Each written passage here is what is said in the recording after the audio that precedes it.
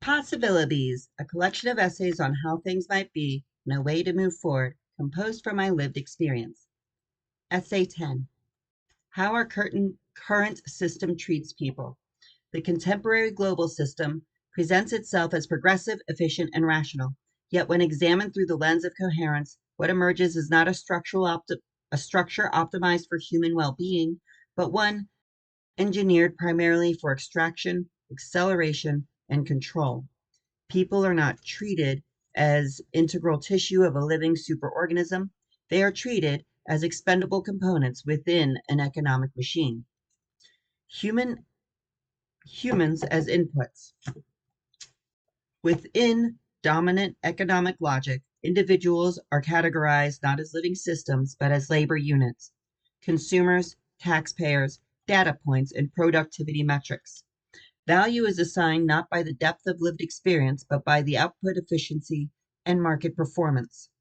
The human being is reduced to function, produce, consume, compete, repeat.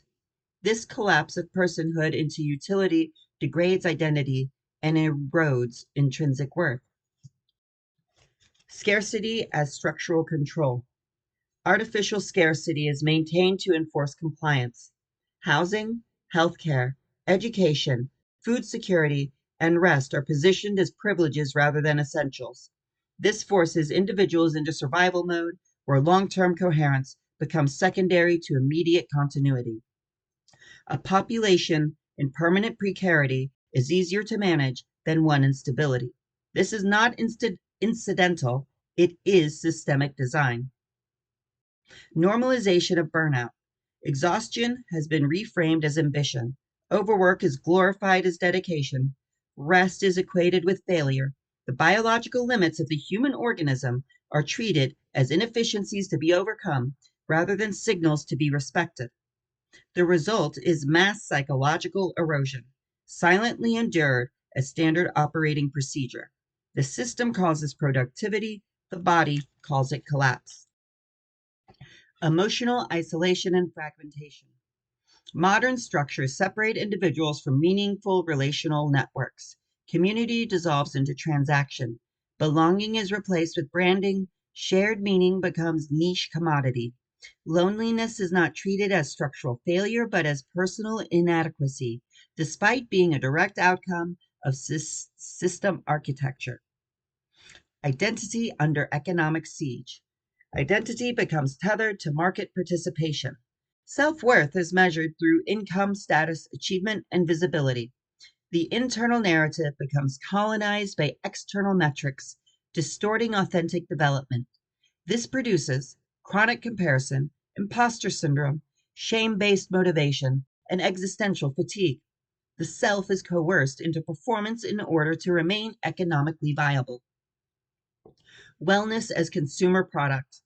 Instead of addressing the root causes of distress, the system monetizes relief. Therapy, mindfulness, pharmaceuticals, fitness, and spirituality are commodified not as healing interventions, but as lifestyle accessories. The system creates harm, then sells relief. This is not care, it is circular extraction. Surveillance and behavioral conditioning.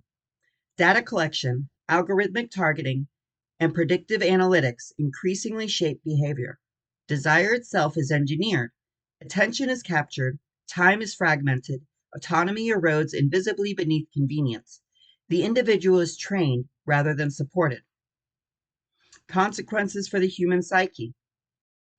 The lived result of this treatment is widespread anxiety and depression, disconnection from self, emotional numbing, identity instability, burnout and despair, disassociation from meaning. These are not collective personal failures. They are the psychological symptoms of systemic mistreatment. Rather than redesigning systems around human coherence, humans are forced to contort themselves around system requirements. Adaptation is demanded upward, not protection provided downward. This inversion is defining cruelty of the current order. Closing reflection. The current system does not ask, how are you? It asks, what can you produce? Until this question is reversed, any claim of progress remains hollow. A society that treats its people as fuel cannot call itself evolved. Coherence cannot survive within a structure that consumes the very coherence it depends upon. End of Essay 10.